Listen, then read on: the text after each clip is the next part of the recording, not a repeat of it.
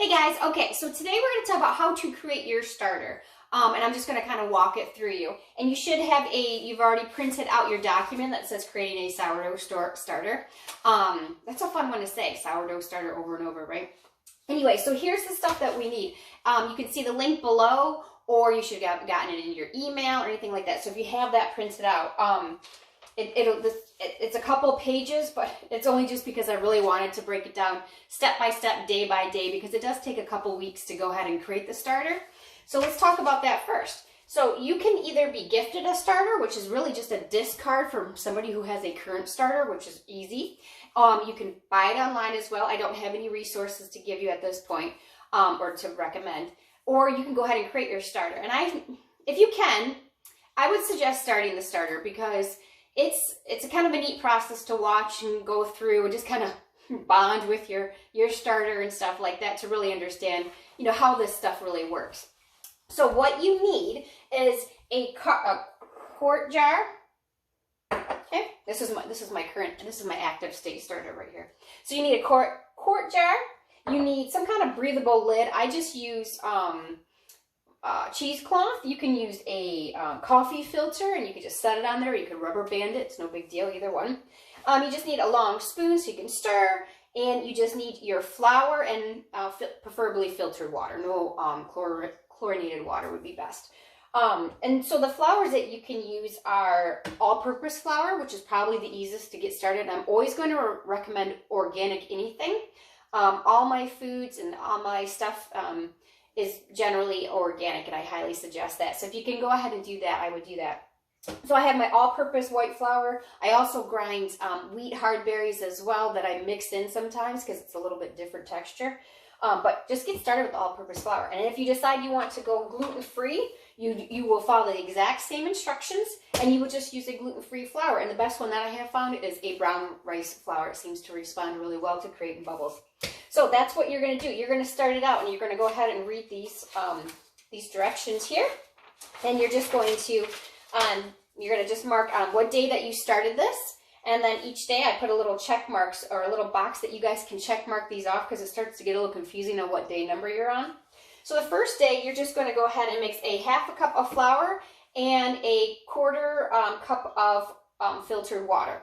And you're just going to stir it, and it'll be thick, but like a pancake thick, nothing chunky, but nothing too watery. But you really can't mess it up if it goes either way. So what that is, it looks like you're going to make a paper mache, but you're not. So what it is there's wild yeast in the air right now everywhere around us. So the water and flour are hungry, and it is going to just grab the wild yeast from the air, and then it's going to start feeding itself. So you're basically going to feed it twice a day, and in between those feedings, you are going to discard. And what discard means is to basically take half away. That's all you have to do. Just take half away, store it into a glass container, and put it in your fridge, and we'll talk about that in a few minutes. So I've discarded, means I've dumped out half. That means, and then, let me get confused. Sorry about that. So I'm discarding because this flour has already eaten a bunch. It's already eaten whatever it could out of the flour. So now it's hungry again. So you got to get rid of it. And then you go ahead and you mix again the flour water mixture in it. And then you come back and you do that for 6 days. And then after that, then you're going to only have to discard and feed once a day. So it gets a little easier after the first couple days. You try to space it out about 12 hours for that first week in between. But really, there's a lot of leeway, and there's a lot of give and take with this. And there's a lot of different ways to get to the sourdough and, the active state after a couple. Everyone's got their different ways and stuff like that. This happened to work for me, and I think it'll work for you as well. So again, you can do this with the brown rice flour, or you could do this with the any all-purpose flour. So I said I was going to talk about the discard. So what do I do with that discard? Well, one, don't throw it down your drain. It would not like that at all. Would not be very nice. You could, if you have to throw it away, go ahead. But I would prefer you not to do that. You can give it to animals if you have any livestock, but actually what I like to do is save it in a glass container and put it in my fridge, and then I use it for discard recipes, which I will then, in a few days, give you the link to for some awesome discard recipes. So you can make, there is a pie crust recipe that you will have. And then there is these muffins, sourdough muffins, that you can add any kind of fruit in that you would want.